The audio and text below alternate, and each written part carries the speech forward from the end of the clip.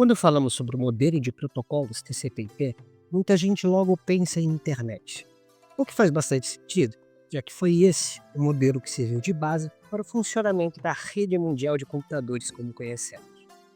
Mas o TCP/IP vai além da internet. Ele é, na verdade, uma pilha de protocolos, organizados em diferentes camadas, onde cada uma das camadas contém seus protocolos bem definidos para que a comunicação de dados aconteça. É bem semelhante ao modelo de referência OSI, que também usa uma abordagem em camadas. A diferença é que o modelo OSI foi criado posteriormente ao modelo TCP/IP, como uma proposta da ISO para a padronização das comunicações. Entretanto, mesmo trazendo uma base teórica sólida e bem estruturada nas suas 7 camadas e definição clara sobre os conceitos fundamentais de serviço, interface e protocolo, o OSI não conquistou o mercado como um modelo prático. Acontece que quando o OSI foi aposentado, a pilha TCP/IP já funcionava na prática em diversas redes, com suas funções e protocolos implementados com base na experiência real. Em outras palavras, o TCP/IP evoluiu na prática, enquanto o OSI foi somente planejado na teoria. Originalmente, o modelo de protocolos TCP/IP considerava 4 camadas de abstração, sendo elas a camada de aplicação, a camada de transporte, a camada de internet e a camada de enlace de dados. Porém, esse pensamento abstrato evoluiu, muito graças à influência do modelo de referência OSI, onde se percebeu que também deveria se representar o nível mais baixo das comunicações, pois isso facilitava a explicação sobre o processo.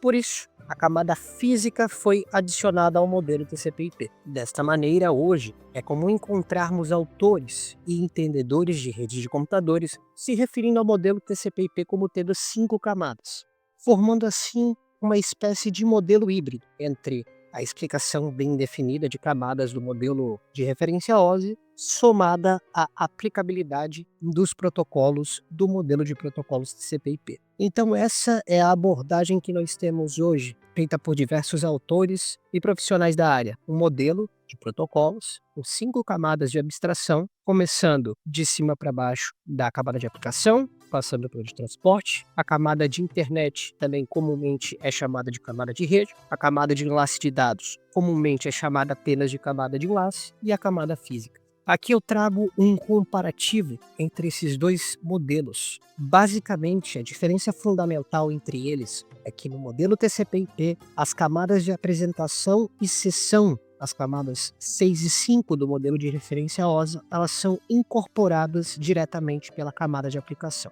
Isso acontece pois, no modelo de protocolos TCP/IP, as funções que essas camadas possuem em relação ao modelo de referência OSI, elas são consideradas simplórias, e a sua abstração individual não é assim tão interessante. Lembrando que no modelo de referência OSI, a grosso modo, a camada de apresentação não lida com muito mais do que formatação e criptografia. E a camada de sessão, a camada 5, não tem lá grandes funções, senão dizer quando as comunicações entre hosts distintos começam e terminam. Portanto, se resolveu agregar as funcionalidades dessas duas camadas à camada de aplicação do modelo TCP/IP. Os serviços de formatação e controle de diálogo não deixam de existir, mas eles são absorvidos pela camada de aplicação, além dela executar a sua função primordial de ser a interface entre os serviços que rodam nas aplicações, são interagíveis com os usuários, e os serviços de rede que fazem com que a transmissão de dados aconteça. No modelo TCP/IP,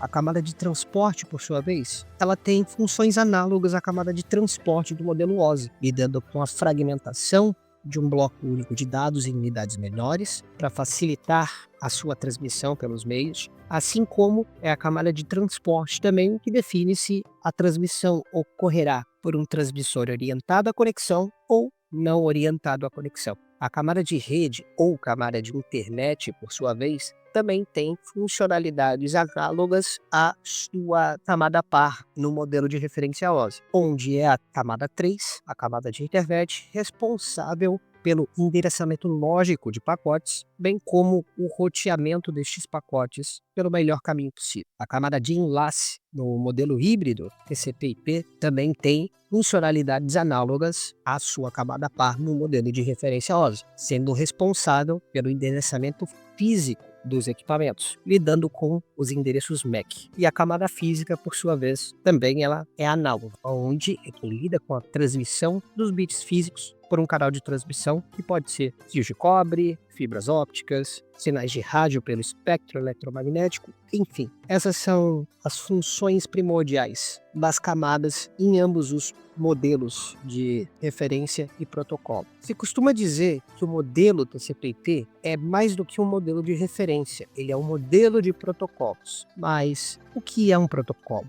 Andrew Tannenbaum, um dos grandes expoentes quando o assunto é redes de computadores, e também um dos autores do livro Redes de Computadores, que já está na sua 6ª edição, ele diz que protocolo é um conjunto de regras que definem o formato e o significado de mensagens trocadas por camadas pares. Eu costumo simplificar um pouco os dizeres do autor para ficar mais fácil de lembrar. Eu costumo dizer que protocolo é conjunto de regra que define significado de mensagens entre camadas pares. Conjunto de regras que define o significado de mensagens entre camadas pares. Mais uma vez, só para ficar bem condensado, protocolo é um conjunto de regras que define o significado de mensagens entre camadas pares. A gente vai entender esse processo. Quando um host ele deseja acessar serviços fornecidos por um outro host, chamamos esse tipo de comunicação de cliente-servidor, onde o host que solicita serviços faz o papel de cliente e o host que possui esses serviços para fornecimento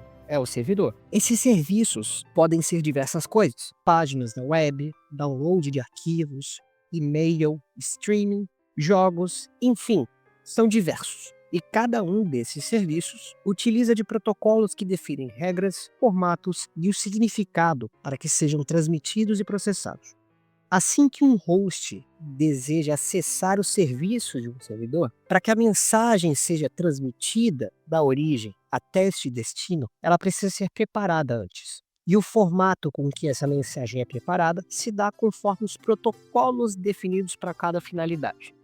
Por exemplo, se um host cliente deseja acessar uma página web hospedada por um host servidor, esse serviço necessita de um protocolo comum para que as mensagens trocadas entre as camadas possam ser compreendidas entre si. Pois lembre-se, protocolos é o que define o significado de mensagens trocadas entre camadas pares. Então, para que a camada de aplicação de um host possa compreender os serviços de aplicação de um outro host, eles precisam de um protocolo comum para se comunicar. No caso do acesso de uma página web, o protocolo utilizado para esse tipo de serviço é o protocolo HTTP e sua extensão, o protocolo HTTPS. Já deve ter percebido que ao acessar uma página na internet por um navegador web, a URL incorpora HTTP ou HTTPS em conjunto ao endereço da página que se deseja acessar. Esse é o protocolo padrão para esse tipo de serviço, mas ele não é o único.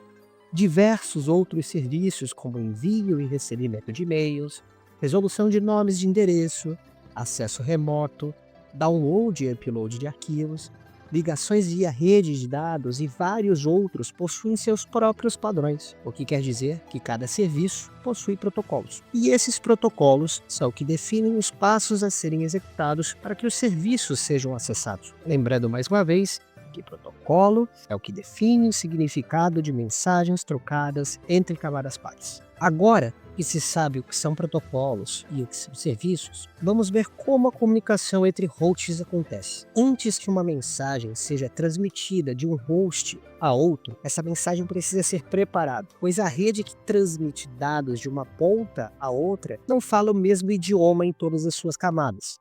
Portanto, quando um bloco de dados ele é gerado na camada de aplicação de um host, é quando esse processo de preparação para a transmissão começa. Essa camada, baseada no protocolo atrelado ao serviço que se deseja acesso, cria esse bloco de dados, será processado pela camada de aplicação do outro host. Assim que esses dados eles são gerados pela camada de aplicação, ela encaminha esse bloco bruto de dados para sua camada de transporte diretamente conectada. Os dados chegam então até a camada de transporte e a camada 4 do modelo de protocolos TCP/IP, a camada de transporte, pega esse bloco bruto de dados e fragmenta ele em unidades menores para otimizar a transmissão. Por que é mais eficiente que dados sejam transmitidos em partes? Bom, eu respondo. Isso otimiza os meios físicos de transmissão, evitando que blocos muito grandes congestionem o meio. E, em caso de erros, é mais fácil recuperar um fragmento dos dados do que o conjunto como um todo. Assim que o bloco maciço de dados é fragmentado pela camada de transporte, essa camada inclui as suas informações de controle próprias, e a unidade de dados nessa camada passa a ser chamada de segmento ou datagrama, dependendo do protocolo da camada de transporte ao qual são atribuídas. Dentre as informações de controle que a camada de transporte atribui à unidade de dados, estão o seu protocolo de transmissão, e serão dois. Esses dois protocolos, eles são o TCP e o UDP. Quando atribuído o protocolo TCP, os fragmentos que compõem o bloco de dados originais, que são fragmentados, eles serão chamados de segmentos. E quando é atribuído a essas unidades de dados, a esses fragmentos, o protocolo UDP como transmissor, eles serão chamados de datagramas. Pretendo trazer um vídeo explicando somente sobre protocolos em detalhes, mas cabe aqui uma breve explicação sobre esses dois. O TCP, ou Transmission Control Protocol, ou protocolo de controle de transmissão, é o que se chama de transmissor confiável, orientado à conexão. Antes de efetivamente transmitir dados, ele gera uma conexão com a camada de transporte do outro host e assim ele consegue monitorar a transmissão, controlar o fluxo dos seus segmentos de dados de maneira ordenada e detectar erros para a retransmissão desses dados caso eles se percam no caminho. Já o UDP, ou User Datagram Protocol, é o protocolo de datagrama do usuário. É o que se chama de transmissor não confiável, não orientado à conexão. Ele não estabelece conexão prévia com o host de destino para a transmissão de seus datagramas. Portanto, não controla fluxo nem a ordem de chegada dos dados, muito menos detectar erros para a retransmissão desses datagramas caso problemas no caminho ocorram. Agora deve estar se perguntando como que a camada de transporte de um host define se vai usar um transmissor TCP ou um transmissor UDP. Mais uma vez eu respondo. Quem define, na grande maioria das vezes, é o próprio protocolo da aplicação. Existem serviços em que a entrega integral dos dados é absoluta. Caso esteja acessando uma página web, enviando ou recebendo e-mails, ou realizando um download de arquivo, se deseja acesso total e não é tolerável a falta de um pedaço de uma página, um e-mail incompleto ou um arquivo corrompido. Nesses casos, para esses serviços, é ideal que o protocolo garanta a entrega total dos dados. Por isso, geralmente esses serviços adotam o TCP como transmissor. Já existem outros serviços que preferem a agilidade de entrega. Se estiver assistindo uma transmissão ao vivo, realizando uma ligação telefônica via internet ou jogando online, o que importa é a baixa latência e a perda de alguns dados não é tão impactante, contanto que o serviço flua sem travamentos. Esses serviços geralmente preferem adotar o UDP como transmissor. Assim que a camada de transporte termina o seu trabalho de fragmentar as unidades de dados geradas na camada de aplicação e incluiu suas informações de controle próprias, dentre essas informações, o protocolo que agirá como transmissor, esses dados em formatos de segmentos ou datagramas serão encaminhados para a camada de internet, também conhecida por camada de rede, para que a preparação para a transmissão siga para sua próxima etapa.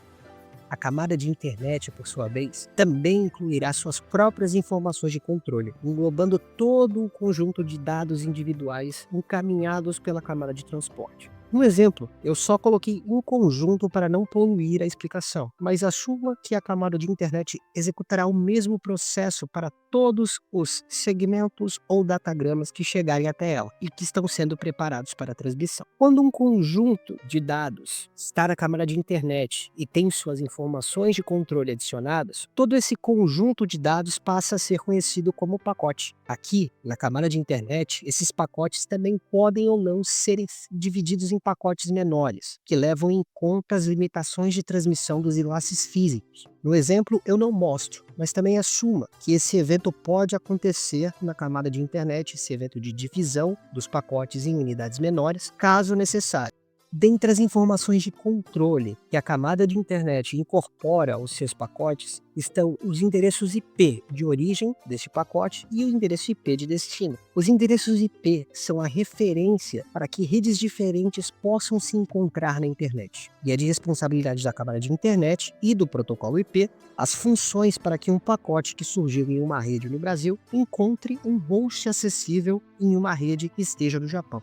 É também de responsabilidade da camada de internet o roteamento, que acontece através dos roteadores, equipamentos que calculam a melhor forma para executar a entrega desses pacotes entre redes. Eles fazem cálculos utilizando seus algoritmos e protocolos de roteamento para encontrar as melhores rotas possíveis que entreguem um pacote de um ponto A até um ponto B, de uma rede A até uma rede B.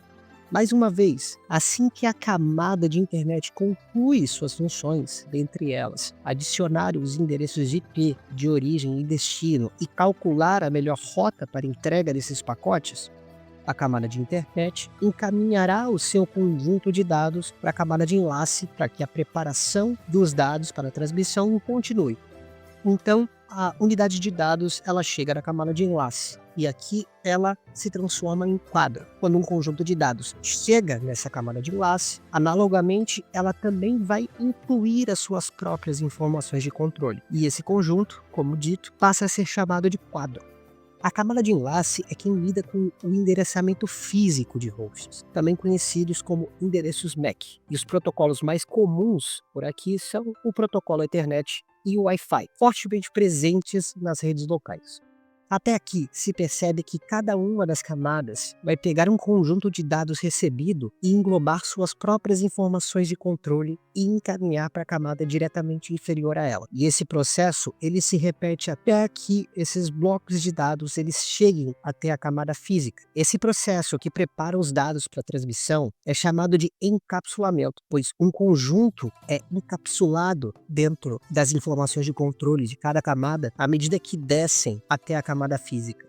Na camada física, a gente encontra a última etapa antes que a transmissão aconteça de fato. É aqui na camada física onde os dados do host de origem serão convertidos em bits e transmitidos por um meio físico via impulsos elétricos ou pulsos de luz ou até mesmo ondas de rádio até que essa informação encontre a camada física do dispositivo de destino. Assim que é encontrado o dispositivo de destino e essa informação chega pela camada física, ela é reconvertida em dados e esses dados eles serão encaminhados para a camada de enlace. A camada de enlace do host de destino vai então ler as informações da camada de enlace do dispositivo de origem e perceber que dentro daquele quadro possui um pacote. Mas a camada de enlace não sabe processar pacotes, ela só sabe processar quadros conforme os protocolos que ela é designada a operar. Mas ela sabe que a camada de internet tem conhecimento de como processar pacotes. Então, a camada de enlace encaminha esse pacote para a camada de internet. A camada de internet, por sua vez, checa as informações de controle que a camada de internet do host de origem escreveu e confirma se o endereço IP coincide com o seu. Caso seja o seu endereço IP o destinatário do pacote, a camada de internet abrirá o pacote. Caso não, ela descarta. A camada de internet também vai remontar o pacote, caso ele tenha sido fragmentado na camada de internet da origem. Lembra que eu comentei que a camada de internet também, caso necessário, ela pode quebrar pacotes em pacotinhos menores, conforme a necessidade de um meio físico. Caso isso tenha acontecido na origem, esses pacotes eles são remontados na camada de internet do destino. Depois que o pacote foi aberto e as informações pertinentes à camada de internet foram removidas, a camada de internet se depara com um segmento ou um datagrama contido dentro do pacote recebido. Porém, como a camada de enlace, a camada de internet não sabe processar conjuntos de dados que não sejam pacotes, mas ela sabe que a camada de transporte consegue. Portanto, ela encaminha o conjunto à camada de transporte após retirar as informações de controles pertinentes à camada de internet. Quando os dados chegam na camada de transporte, as informações de controle que a camada de transporte do host de origem colocou serão processadas.